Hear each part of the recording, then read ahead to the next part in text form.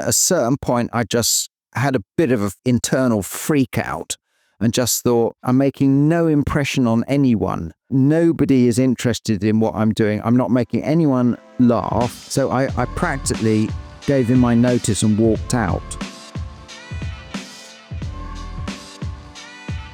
Thank you so much for being here today. My pleasure. I've been really looking forward to our conversation, so I have so many questions for you. But to start, can you just tell a bit about yourself and your work? My name's Wilfrid Wood. I live in Hackney in East London, and I mainly do portraits in various different mediums like drawing and watercolors, and recently in oil paints. How would you explain your artistic style to someone new to your work? I think they're a slightly sort of exaggerated or heightened sort of form of portraiture, which isn't, I don't want it to be caricature, which is kind of more of an extreme version, but it's just like a portrait with a little bit of extra oomph. I love that. Now, can we talk about your background a bit? Can you just share a little bit of the backstory of your life and how you became an artist? Well, I come from an arty family. So my granddad was a designer, my grandma was an illustrator, my mum was a painter, my dad was a natural history illustrator. So it just seemed like the easiest thing to do, really, was just to follow in the family's footsteps and do what I kind of been brought up in. I went to college and did graphic design at St Martin's, and then had various odds and sods of jobs. Worked in publishing, which was very boring for me. And then I worked at a TV company called Spitting Image, which was brilliant fun and completely changed my whole outlook in how it was possible to have fun at work and get paid for it, basically. Over the years, I've done more and more of my own work, and these days I try and be as much of an artist as possible. That is so interesting, and I feel like there are so many things to unpack in what you just said. I want to start with something that you just mentioned, that you grew up in an artistic family. How did that affect you as an artist and before you even became an artist? Well, it's very much a kind of pros and cons situation, I think. When I was at college, I quite envied people who came from completely non-art backgrounds, so their parents weren't looking over their shoulders or didn't understand what they were doing. My problem was always that my family knew exactly what I was doing and were quite critical of it, even if they didn't mean to be.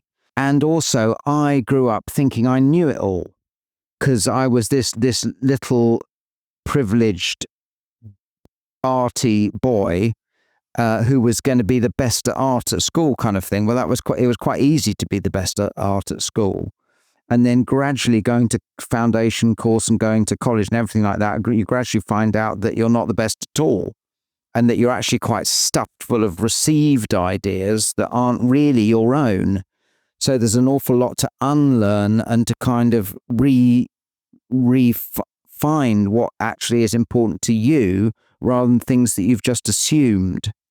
So, I mean, I've always found that side of things quite difficult, really.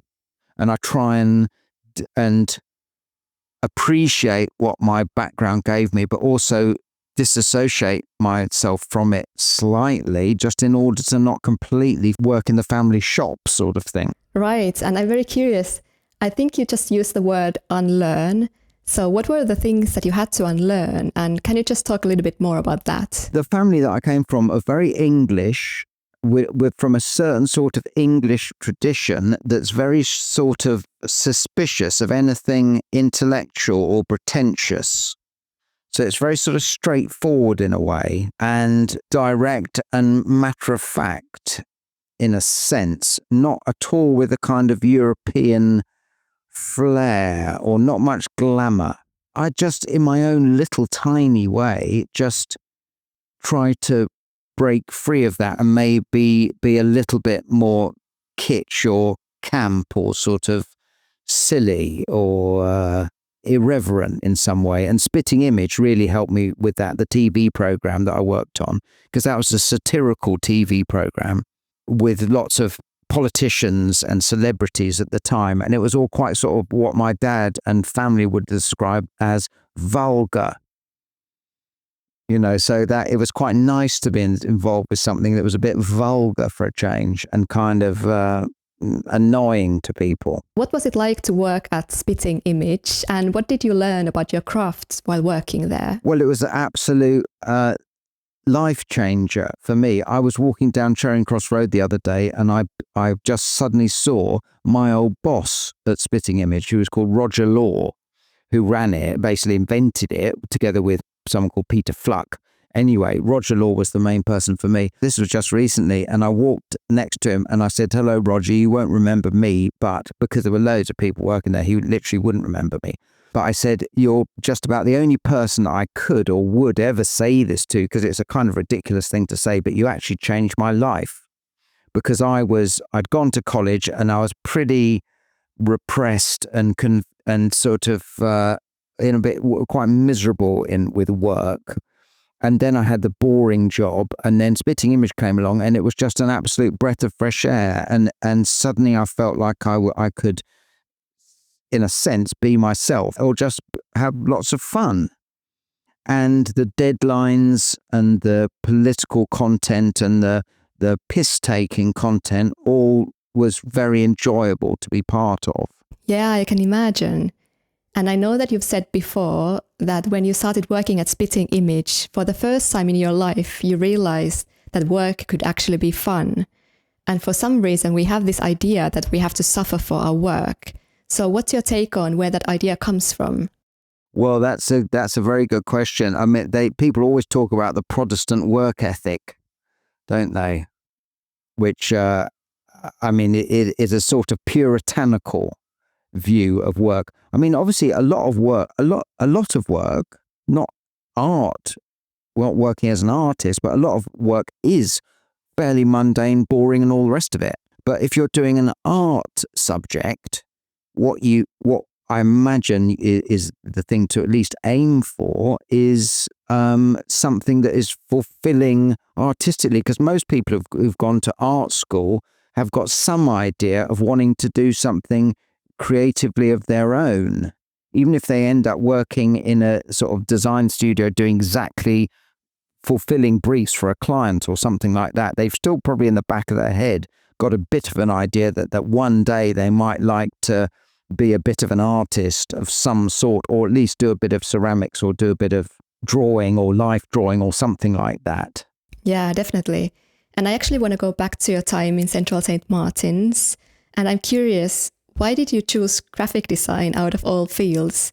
And how was the experience there for you? Well, I chose graphic design, I think, just because in spite of being artists, my parents were really worried about me doing art because they know the struggles involved with it, basically just with earning a living.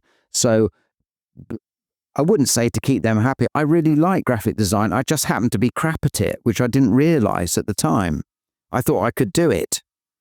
So I went thinking, well, I can earn some money doing this and it's a perfectly decent profession. But it was only through my 20s when I'd left college that I realized that I just wasn't cut out to be a graphic designer. I mean, it's quite odd, really. It's terribly difficult to know when you're 17 or whatever, to direct yourself to do something that you're sure that you want to do.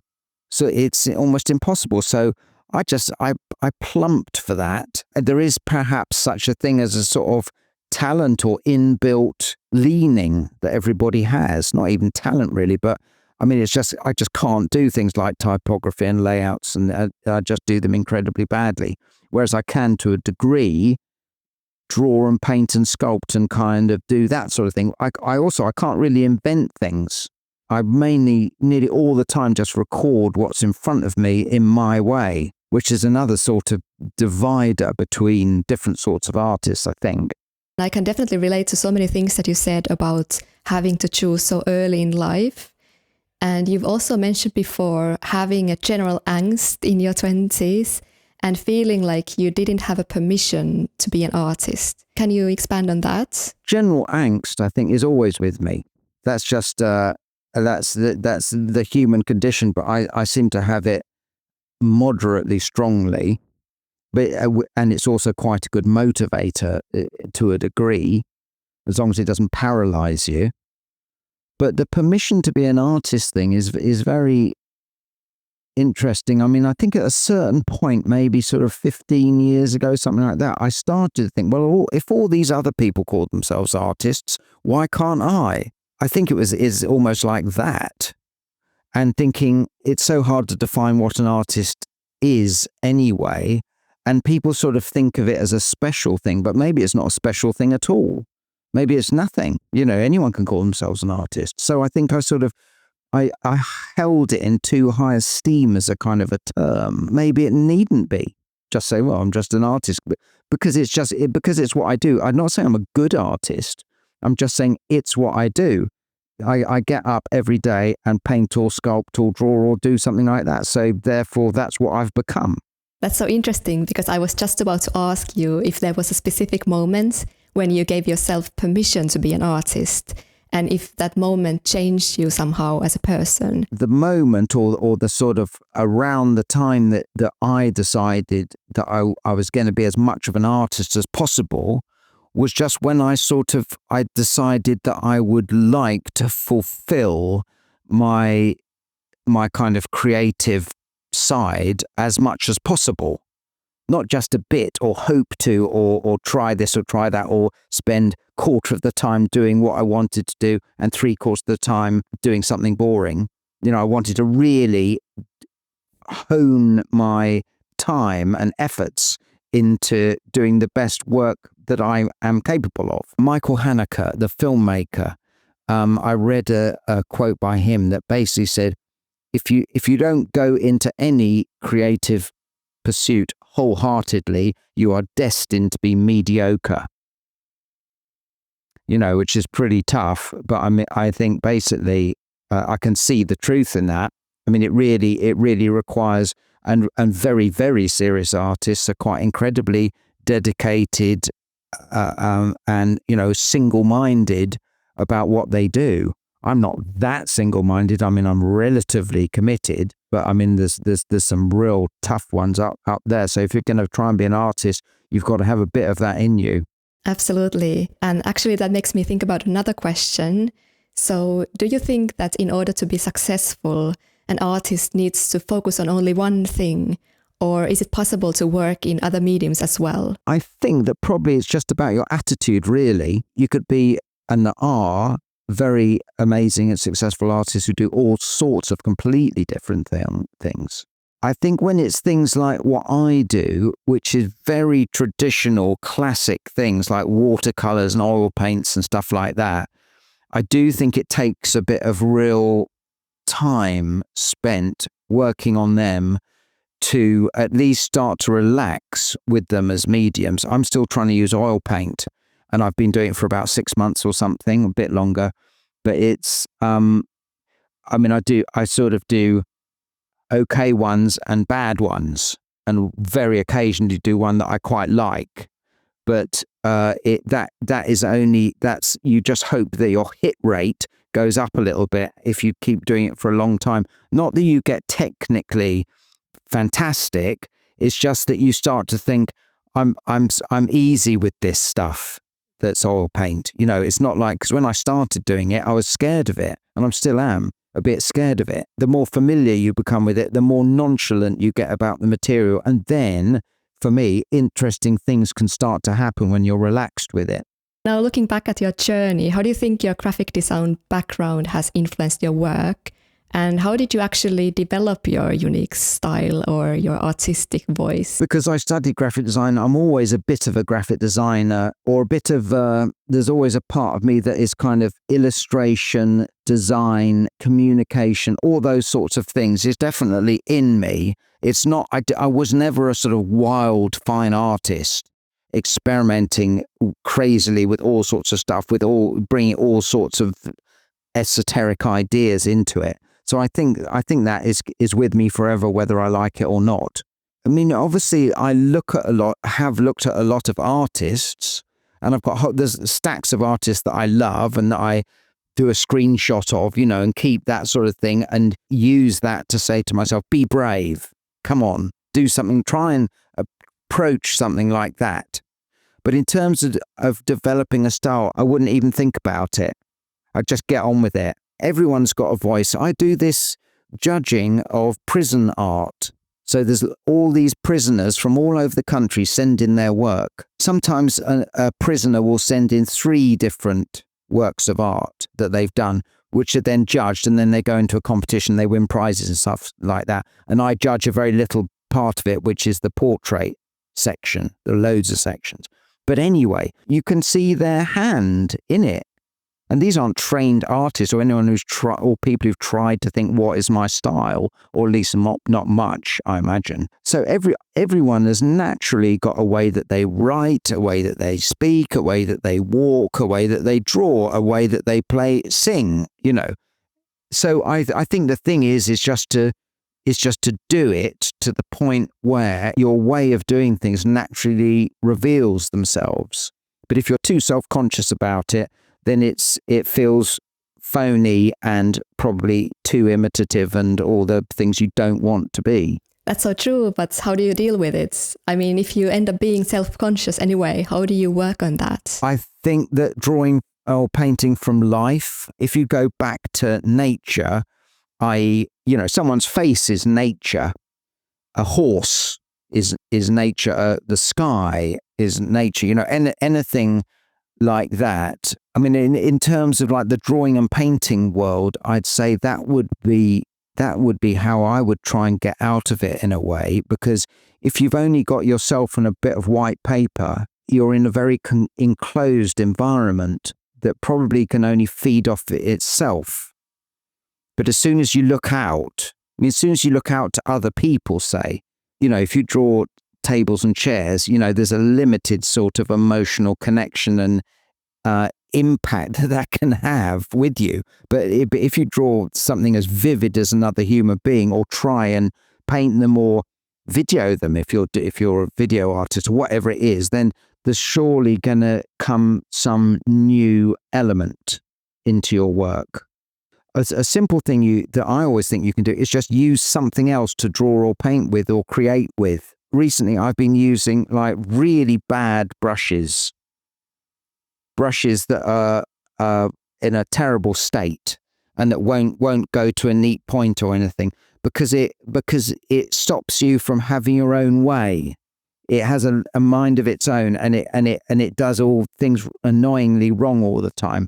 But that just shoves you out of being too in control of everything. That's actually a really good tip. I love that. So I know that you said before that if you weren't an artist, you would like to be a musician because they move people. So I'm really curious, how does your work move people? Well, I would absolutely love my work to move people as much as possible. And I mean, I think occasionally my work will make someone smile, or they might recognize something, or it might have a certain sort of energy or vibe to it. I mean, anything that its indifference is the worst thing. I mean, I think most artists would say that. Obviously, there's a certain interest and kind of thrill when somebody absolutely hates something, because it's having having a major effect, which is quite interesting and quite it's sort of invigorating. Why I say that about music is that music connects so directly with people and people's emotions. And personally, I cry very easily with music, but I never cry with visual art. And I wish I did. And I know some people who do, that's amazingly sensitive of them, but I don't feel sensitive enough. Actually, I want to go back to something that you mentioned earlier about someone hating your work. Has that happened to you before? And if so, how did you handle that? Yes, well, it's nearly always through social media. So I put something up and then get all sorts of comments. And usually it's quite funny, especially if they just say, "What is this rubbish?" And people are always saying things like, "My dog could do better than that." Someone said, "Why has modern art always got to look like it's been done by a 3-year-old?" And just really, really funny, ridiculous comments. And I'm quite immune to it these days. The great fear is being cancelled for being sexist or racist or transphobic or something like that you're hardly aware you're doing, but you might do it by mistake. That is the big fear. It's not people saying all your work's crap. One thing I wanted to ask you is that how do you handle the fear of rejection or failure when you're showing new work to public? It's extremely difficult, and especially these days in the days of social media, when you've got a audience not exactly on tiptoe waiting for you, but they are there on Instagram, possibly judging you and wondering what you're going to do next a bit. It's another thing that just works both ways. It's both great for getting you up in the morning, and it's quite a carrot to work and produce new things. On the other hand, you can end up worrying about your audience too much, and as soon as you start doing that, you try and please your audience, and that's probably the kiss of death, and you're just going to end up repeating yourself and getting stuck. You need to do the difficult balancing act of fundamentally pleasing yourself, but being aware that you have an audience at the same time. Because I'm not an outsider artist. I'm not an artist who works on his own in his bedroom and nobody sees my work. I mean, I'm as public as I can be, really.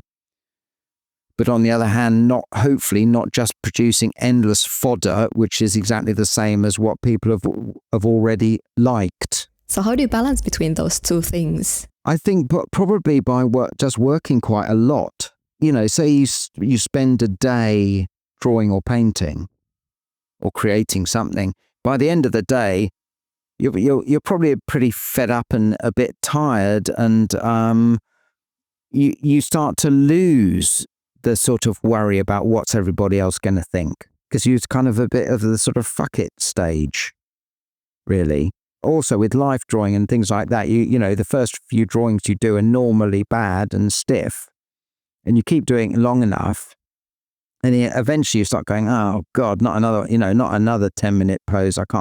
I'm really just about had enough of this. And then when that starts to happen, you start to go blah, blah, blah. And then some new element crops in when you're not quite so fiercely guiding it. Speaking of Instagram, what's your take on beauty, and what does beauty mean to you? Wow, that's a big question. I don't really think about it. I'll tell you that much.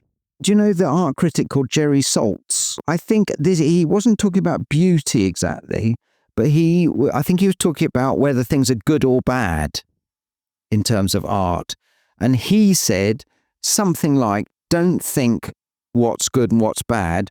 Think what's useful, what's strange, what's heavy, what's full of light. You know, you kind of like lots of other terms other than things like what's beautiful or not, or what's good or bad, can be rather constricting sort of terms. So I think probably it's lovely when beautiful things happen slightly sort of accidentally, sort of they're incidental to the work, to something else you're trying to do, rather than you specifically go out to make something beautiful. I think probably if you do that, you may be boxing yourself in rather.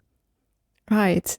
And of course, one person's idea of beauty isn't everybody's idea of beauty. And it's an incredibly difficult thing to begin to define. That's so true. That's a great answer. So you have your studio in Hackney Wick. How does being a Londoner influence your work? Probably in ways that I'm not quite aware of. Most of my sitters are Londoners, all these people who live in London. I've been doing quite a lot of landscapes of London scenes in parks and things like that. I think I'm quite an English sort of person, whatever that is. I'm probably very English, maybe British, London-centric, even Hackney-centric. You know, I'm quite specific to my place, really. I'm not at all a kind of international artist who you know does round blobs and square blobs on abstractly on canvases. You know, I'm very rooted in who I am, the people I know, my environment, all those sorts of things. I went to Paris for a week about a month ago and painted in the parks there. And that was really interesting and lovely and gave me a bit of a sense of being somewhere else, even though it's hardly that much different in a sense. I would like to go to sort of, the other side of the world and try and work for a bit and see if everything changed. Where would you go in that case? I don't know. I was thinking maybe Japan or India or somewhere very opposite. Yeah, that could definitely be intriguing. And I can imagine that being an artist can sometimes be challenging. London definitely isn't the easiest place for it. So how do you manage to make it work?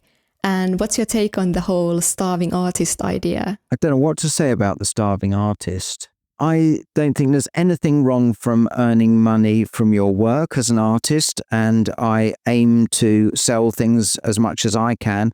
What you really want is for your work to earn enough money to allow you the freedom to continue working. I think it's pretty much as simple as that. So for me, I'd never want to do work that was so obscure or unpalatable that I never sold it.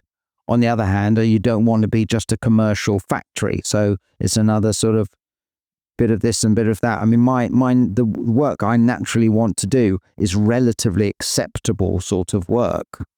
And also it's, portraits. One of the problems with portraits is that if the person who the portrait is of doesn't want it, then it's very unlikely that anyone else is going to buy it. So that limits things. So I've purposely recently tried to do more still lives and landscapes and things like that to broaden myself out a bit, but also because somebody might buy a landscape type picture where they wouldn't buy a portrait, because people always say, well, why have you got a picture of someone you don't know who they are up on your wall? I'm curious, how do you manage to stay motivated, especially when things get tough? I think the sort of angst side of things is quite good for that, unless it gets too much. I mean, I've got a strong need to prove myself and to prove myself worthy. If you're using oil paint or watercolor or anything like that, it's always begging a new question from you, like, what if you tried to do that, or what if you tried to do something, or what you could use it thinner or thicker, or what about shadows or lights, or what about being a bit bolder, or what about having more texture, or there's constantly new possibilities. I think it's just very much in my blood. It's just like a musician is a musician, and that's how they identify themselves. That's how they pass their lives, and they're deeply invested in it. And as am I, and as is any artist. If you're going to be an artist in your 50s, you've had to have put most of your eggs in that basket. And you talked about having some general angst or anxiety. How do you manage to make it into something positive rather than letting it hold you back? Well, I think that working, when it's going well, is something a bit like meditating. Rather than impossible questions of existence and relationships and things like that, which often there's no answer to. If you're trying to do a portrait of someone, you're engaged in a process with a kind of limited range of possibilities. It's a solvable problem to a degree. That takes your mind off the impossible questions of life and can give you some satisfying, tiny little glimpses of things working out. That's so interesting. And I do know that for many artists, it can be quite tough to separate who they are from their work. So how do you handle that? The last therapist that I saw said that it was difficult talking to artists because they're so identified with their work. She can't disentangle the two things. I can't see how you could be an artist and not have your character and your sensibilities displayed to the world, really, unless you were a very sort of distant and objective type of artist. You're bound to be revealing yourself in all it's embarrassing in ways that you might not always feel comfortable with. One, probably reveals things that you're not even fully aware of. So there's no escaping that then, is there? I don't think so. I don't see how there could be. You are identified completely with your work. Whereas, if you were an accountant, presumably you could go to work, do your numbers, go home, and your character wouldn't be involved in your working output. Yes, exactly. And you mentioned before that you have dogs biting your heels and a feeling that time's running out. And I find it so interesting because it's something that I can strongly relate to. So I'm curious, where does that feeling come from and how do you deal with it? Well, it's just the way that certain people are. And it's to do with your upbringing, and it's all those sorts of psychological things that you talk about to a therapist. Yes, it's feeling inadequate. Nothing that you do is ever good enough. Those sorts of things, which comes from your upbringing probably, and a little bit of genes, or that's someone else to answer that question. I know people who aren't like that, and they're lovely people, and I really like to be with people like that, but they don't get an awful lot done of their own. Well, at least there's a positive side that if you're really anxious, you might end up getting more work done than people who don't experience any anxiety at all. That's what one hopes, but obviously there are limits to this, and if one's anxiety is crippling, it's gone too far. Right, again, you have to find a balance, I guess. Completely. I'm a Libra, so I'm very much on the one hand, on the other hand sort of person, and very much thinking, so many things, especially in these sort of art questions, so many of these things are good and bad at the same time. So there's not an awful lot of black and white in the way that I would ever approach these sort of problems. I'm actually Libra as well, so I can definitely relate to that. Oh, hello. I don't believe in any of it whatsoever. Me neither. No, good. I've often noticed in myself there is some sort of balance thing that it seems to be quite, at the forefront of the way I think about things. That is definitely true, and I totally recognize that in myself as well, so maybe there is something to it, I don't know. Now, I'm really keen on hearing your thoughts on decisions, because I'm always really interested in how big decisions shape our lives. So I'm curious, what are the key decisions that have brought you to where you are today? What are your thoughts on that? One decision that I made, as I said, I went to did graphics at college, then worked at a publisher, and then I worked at the publisher for about 4 or 5 years, something like that, on and off. And then at a certain point, I just had a bit of an internal freak out and just thought, I'm making no impression on anyone. Nobody is interested in what I'm doing. I'm not making anyone laugh or interesting anyone in an idea or anything. So I practically gave him my notice and walked out and thought, from now on, I must try to do something that's more fulfilling.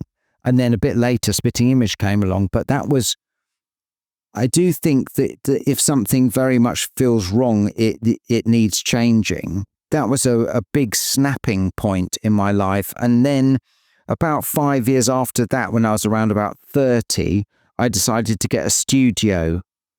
And as soon as you've got a studio and you're paying for it, that is a good motivator to get to work regularly and get on with it.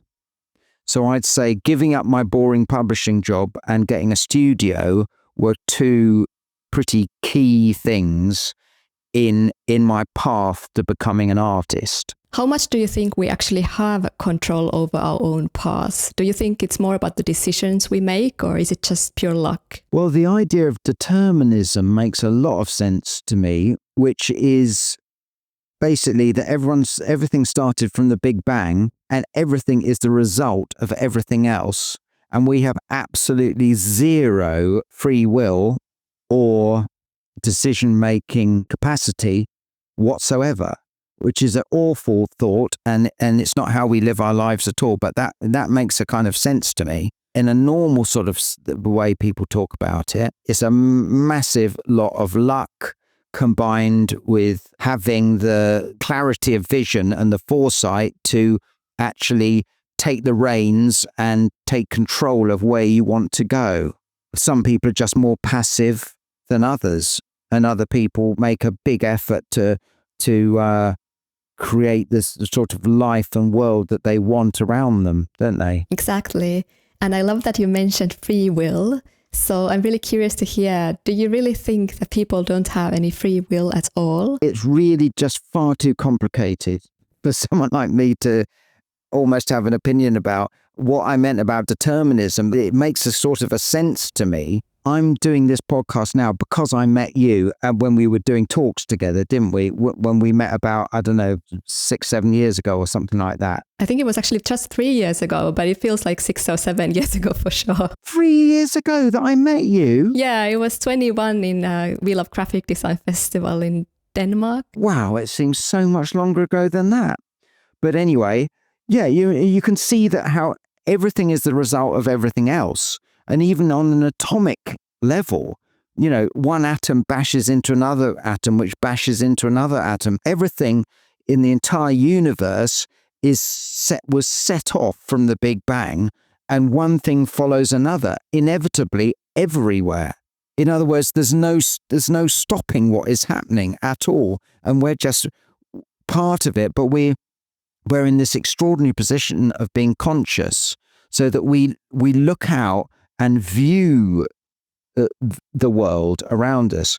But at the same time, even our consciousness is a pure result of one thing following from another, all starting from the Big Bang explosion.